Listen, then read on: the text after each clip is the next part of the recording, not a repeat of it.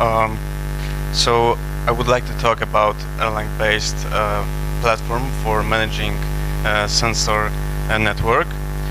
This was a bachelor thesis project of me and two of my colleagues, Alexander and Paweł. Our mentor was Dr. Wojciech Turek. Well, first I would like to explain what were the reasons why we started doing this project. Then I will talk a bit about why we chose Erlang, why it seemed that this is the best option. Well, then I will also tell how we used basic Erlang mechanism to make a stable fault-tolerant system, which was really important for us. And then I will talk about communication with hardware, which of course was a crucial part of our project.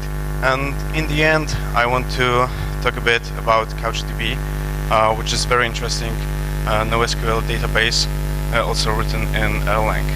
So today in the market, there is a wide range of system which aims to solve creating and managing sensor network.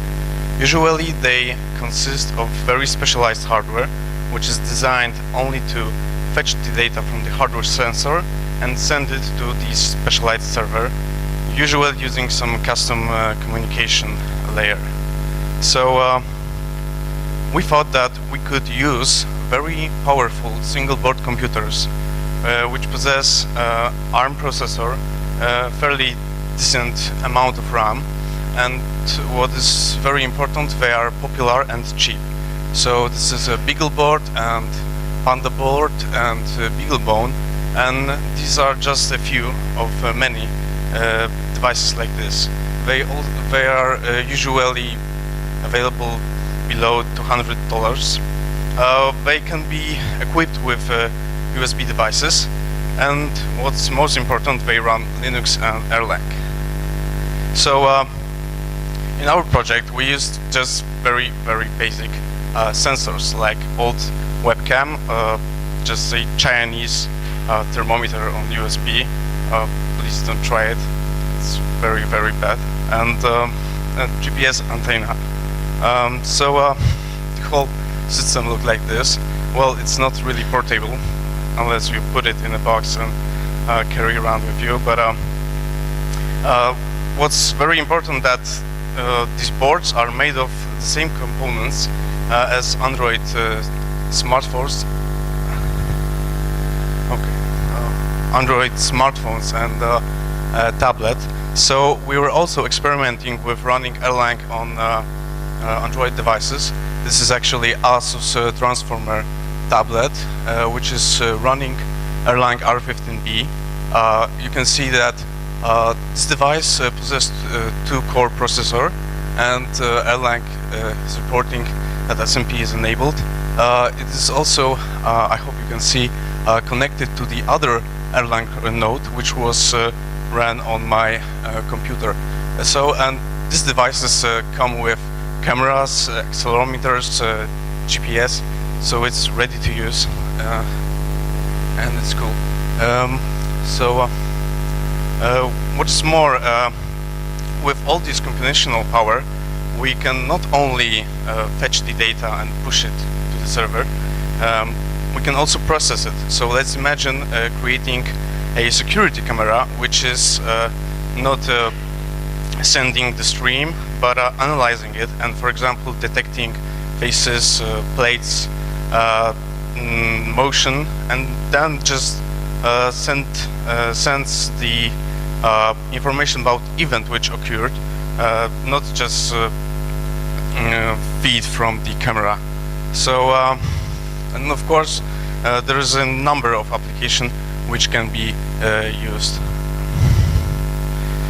So why we chose Erlang? Well, it seemed a very natural choice because it was designed for creating distributed system. It is mature and stable, and of course it is cross-platform, so it runs on every major operating system, and even on very exotic, I can say, operating system designed for embedded devices like VxWorks.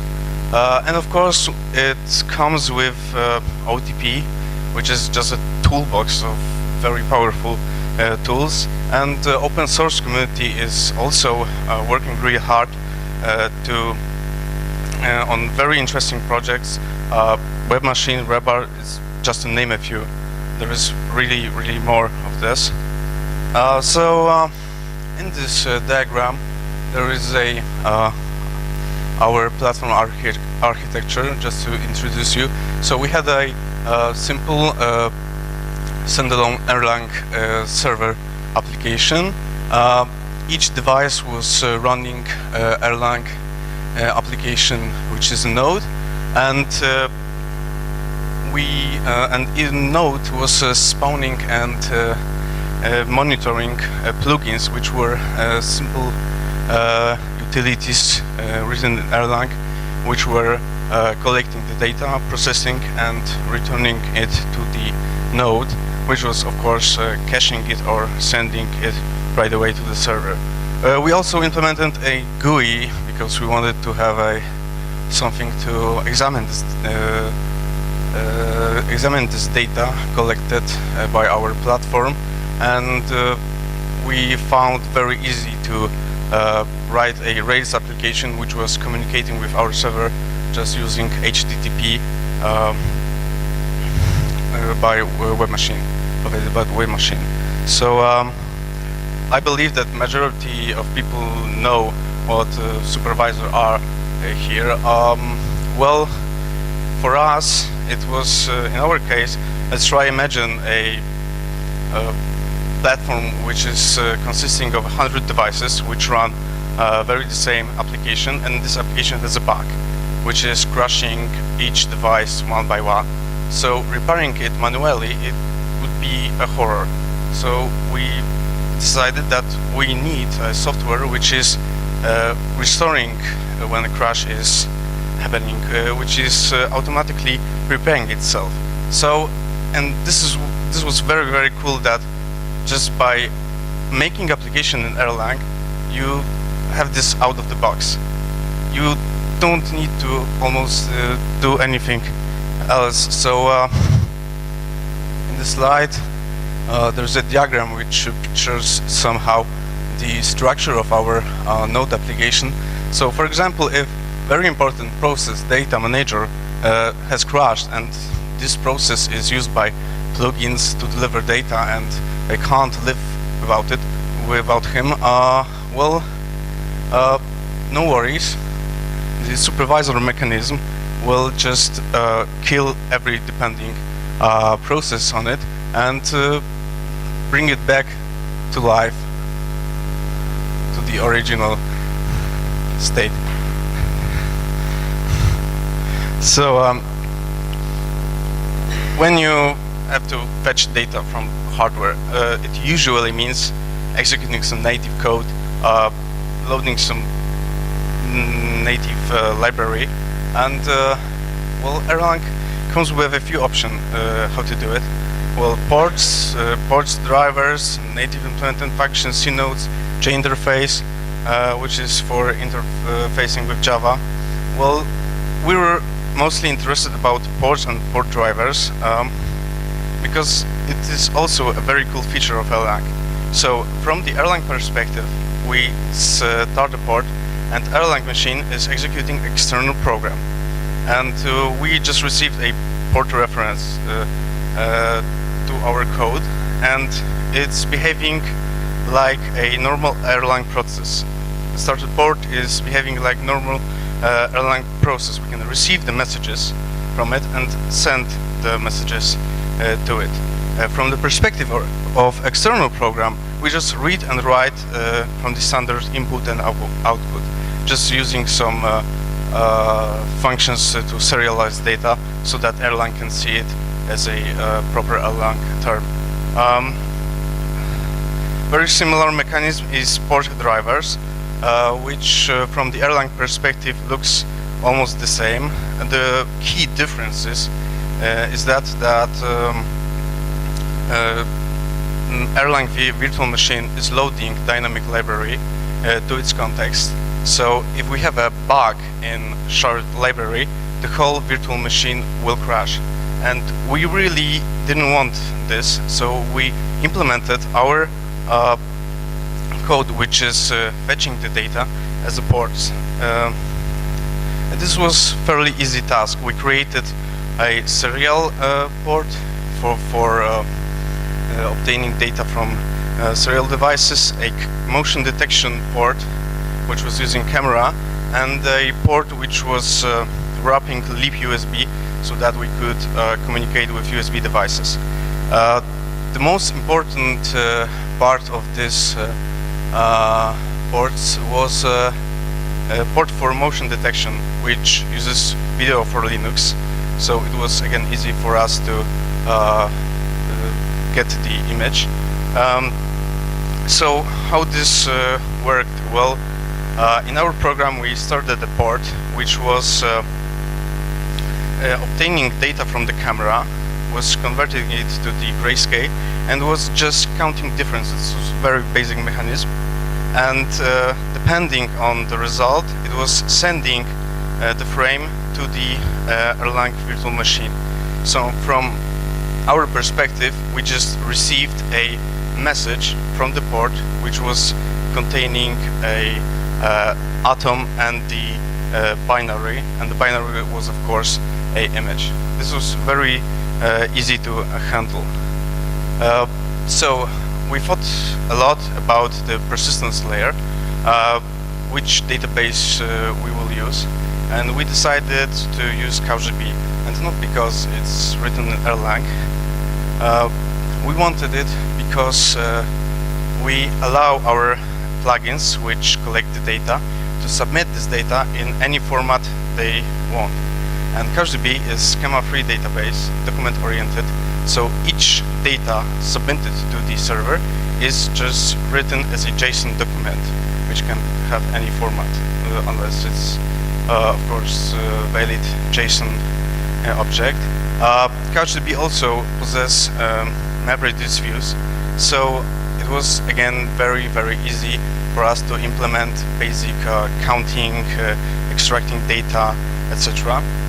It possesses RESTful API, so you can easily integrate it with practically any application, because all the communication is done by HTTP, and this is very useful when you have a web application, because you can just simply put URLs to your page or just load JSON from it, and no need for additional work.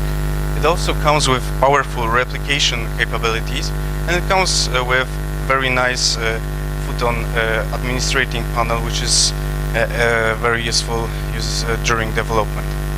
What is more, couchdb allows us to attach binary files to the document, so that our camera plugin was sending us a frame when the motion was detected, and our server easily saved this frame as an image in couchdb, and thanks to the HTTP API we were able to display it on the website without any, again, additional work.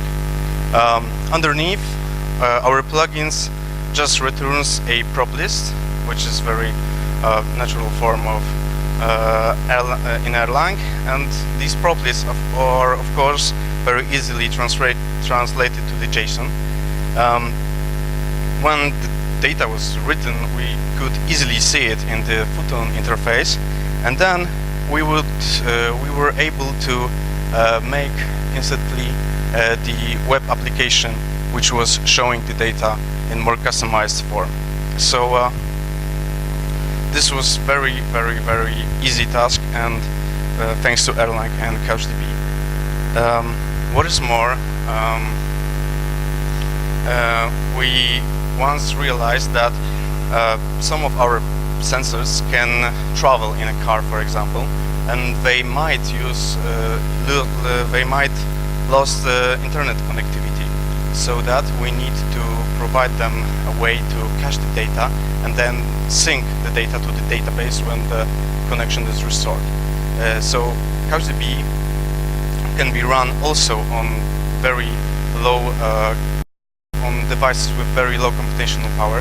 It runs smoothly on the ARM devices, on Android phones and similar things, and it possesses replication capabilities, which are again very easy to use and are resistant to network failures. So from our perspective, we were just ordering couchdb to replicate the data to the server, and if there was a problem with connection, if the connection was closed, couchdb was handling it without our without notifying even us. So it was trying to restore the connection. It never actually starts the replication from start.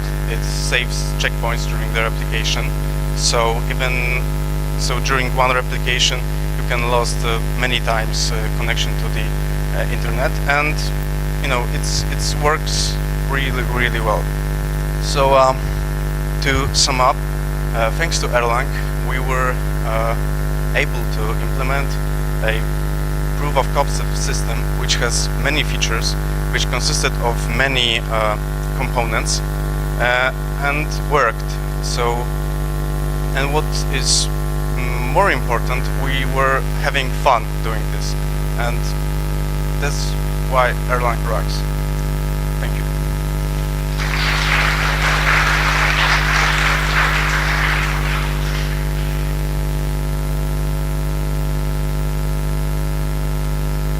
Why do you use Erlang node on your embedded ARM controller?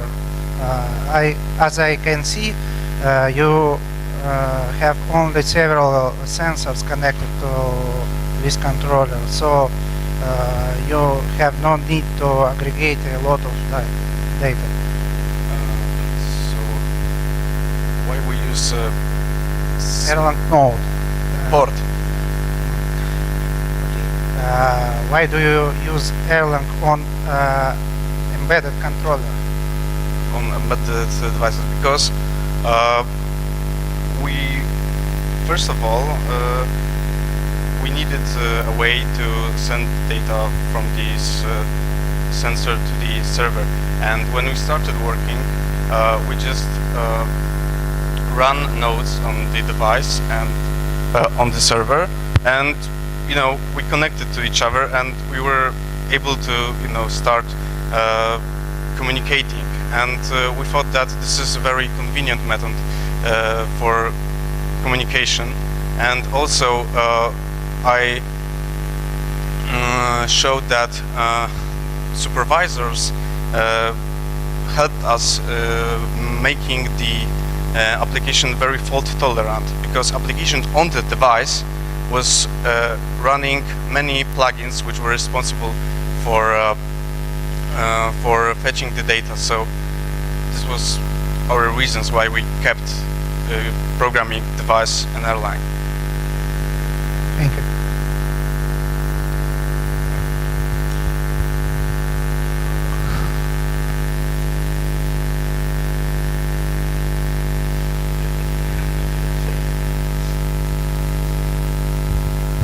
So you are running Erlang VM on those tiny computers, Yeah. on those tiny devices. So are you running some stripped down version of Erlang VM, or it's just a production grade, just standard package of Erlang? No, actually, we used a Debian system on our devices, and Debian comes with packages. Erlang packages, and we were using them because they were ready. Of course, when you are using Erlang, when you are using Debian packages, they are broken up, so you can only install a small part of OTP kernel standard library, and for example crypto. You don't need to install VOX modules and other unnecessary applications. And so we were using just part of OTP. Except this is normal Erlang and nothing. So have you had any problems with performance of those devices? We didn't have the performance issues, basically because we were not, we were not doing any very intensive computational task in Erlang. So this was just a receiving messages from the server, just monitoring the plugins which were fetching the data, doing some basic algorithms. As I showed, the motion detection was implemented in C as a port, so we didn't have any performance issues with these tasks. Thank you. Hi. I suppose many of us would like to know what problem you have solved or meet by using couchdb in your project. So, well, problem was that we had very little amount of time to do this system, and we had to use some persistence layer, which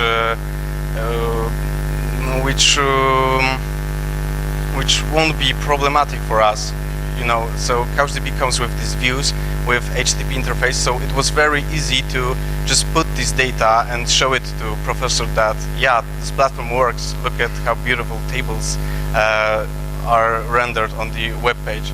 So that was main cause for using couchdb, and also replication. Like, we didn't have to write our own caching system. We're just saving data to the couchdb, and couchdb was synchronizing this data with the server when the connection was available.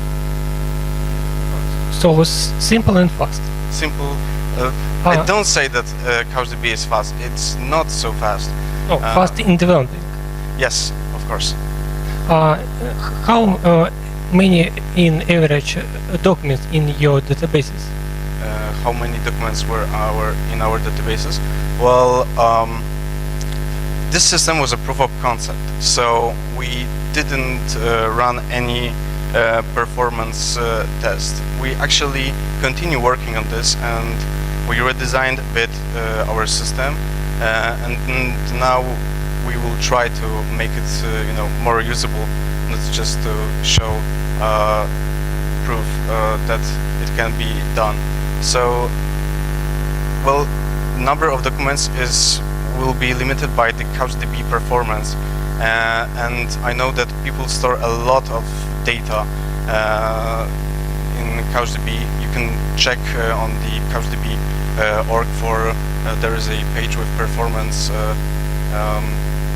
information. Thanks.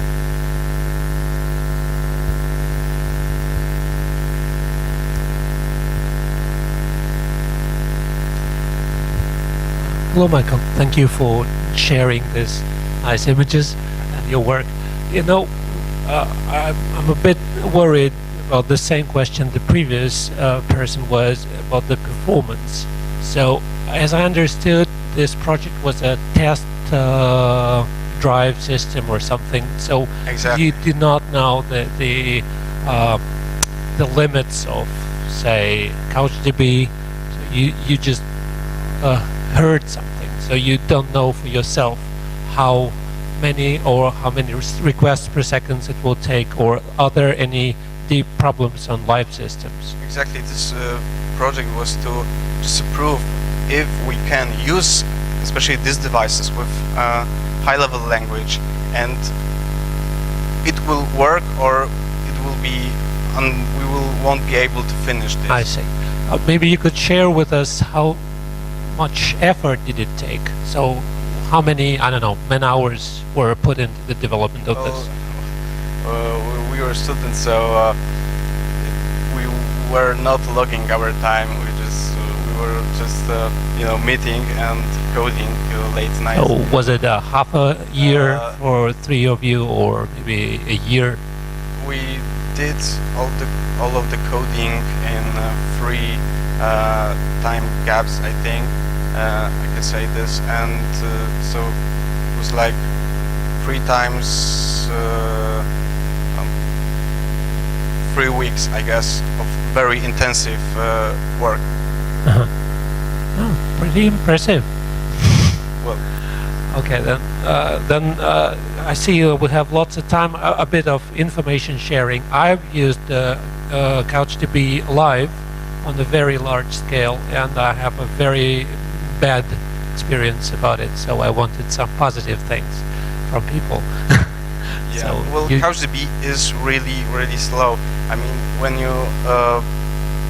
when you look at these MapReduce views, which are written in JavaScript, which means that you have to Erlang have to just pass this code to the JavaScript machine, which is imperative. This is potential Yes. blockade. And So in my project, I avoided using the JavaScript, but still I have the replication problems and brain split problems and lots of other negatives. So after a year of usage, I decided to get rid of it. So I just wanted some positive insights, maybe. I understand. Well, positive insight is that this project is under heavy development, I think, still. And there are new features introduced. I think that in couchdb 2.0, but I might be wrong, there was a option to the views introduced, which is stale, because many people were complaining that if you push big amount of data, the MapReduce view engine is not processing it when the data is submitted, but it starts processing when the request came for this view. So then when you upload it, for example, 1 million of documents, and you wanted to get data from the view, when you wanted to get data from this view, couchdb started to processing this data, which could last forever, and your request didn't finish. So now you have this keyword stale, which grants you that you always will have result, just not the updated, and this solved many problems, I guess, for people. Thank you, Michael.